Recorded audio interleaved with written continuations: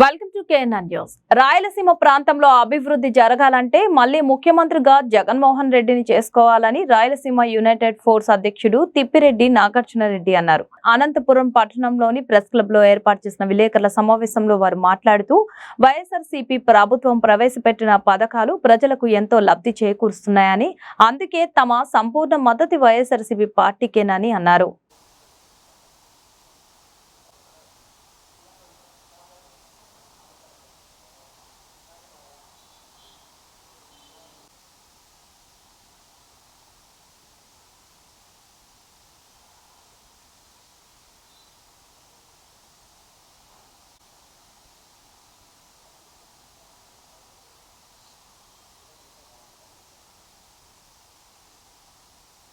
అందరికీ అభినందనలు.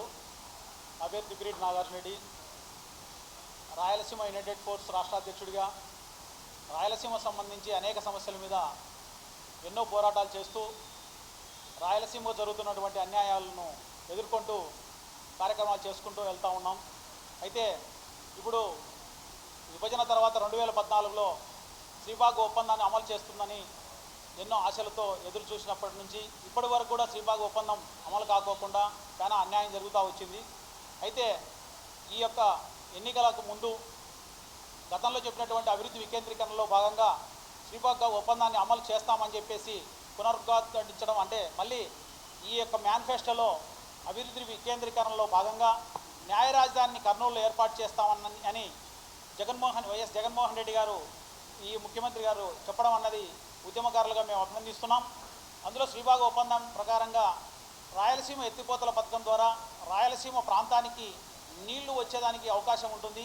కరువు ప్రాంతానికి మేలు చేయాలనే ఒక సదుద్దేశంతో ముఖ్యమంత్రి గారు ఈ యొక్క నీటి ప్రాధాన్యత విషయంలో ఈ యొక్క మొదటి ప్రాధాన్యత రాయలసీమ ప్రాంతానికి ఇచ్చేదానికి సుముఖత వ్యక్తం చేయడం అన్నది అభినందనీయం. కాబట్టి రాయలసీమ యునైటెడ్ ఫోర్సు యొక్క సంపూర్ణ మద్దతును తెలియజేస్తోంది వైఎస్ఆర్సీపీ పార్టీకి.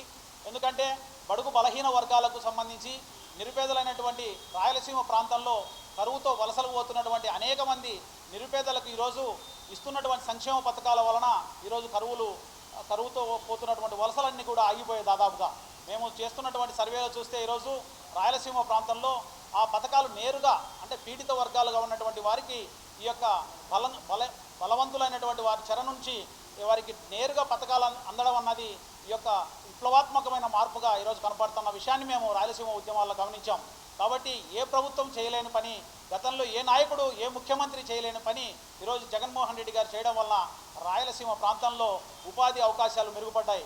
అంతేకాకుండా కరోనా టైంలో మేము రెండు సార్లు కరోనా వచ్చినప్పుడు మేము ట్రస్టీలుగా తాడపత్రి ప్రాంతంలో కావచ్చు, రాయలసీమ ప్రాంతంలో కూడా ఈ యొక్క ప్రభుత్వం చేస్తున్నటువంటి సేవలు వాలంటీర్ ద్వారా కావచ్చు, సంక్షేమ పథకాల ద్వారా కావచ్చు, ఈ యొక్క ప్రజలను బ్రతికించుకోవడానికి చేసినటువంటి సేవల విషయంలో ముఖ్యంగా మేము ఆ రోజు కరోనా టైంలో మా యొక్క ట్రస్ట్ ద్వారా కూడా దాదాపు 33 రోజులు భోజనాలు ఏర్పాటు చేయడం జరిగింది. తాడపత్రిలో రాయలసీమకు సెంటర్లో ఉన్నటువంటి కోవిడ్ హాస్పిటల్ కూడా ప్రత్యేకంగా ఈ యొక్క ప్రభుత్వం ఏర్పాటు చేయడం అన్నది ఆ రోజుల్లో మేము అభినందించాం.